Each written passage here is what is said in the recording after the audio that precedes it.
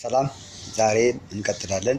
ሕይወት ያለው አብ እግዚአብሔር ኢየሱስ ነው በሚል እናያለን። እኔ ከራሴ አንዳች ነገር አልናገርም፣ መጽሐፉ የሚለውን ነው የምናገረው። ሁሉ በእርሱ ሆነ፣ ከሆነውም አንዳች እንኳን ያለ እርሱ አልሆነም።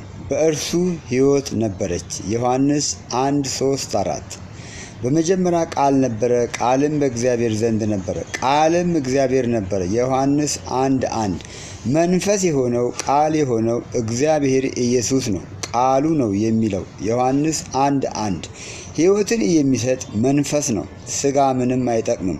እኔ የነገርኋችሁ ቃል መንፈስ ነው ሕይወትም ነው ዮሐንስ 6:63 ስለዚህ ኢየሱስ ክርስቶስ ሕይወትን የሚሰጥ ሕይወት ያለው አብ የሆነው እግዚአብሔር ኢየሱስ ነው።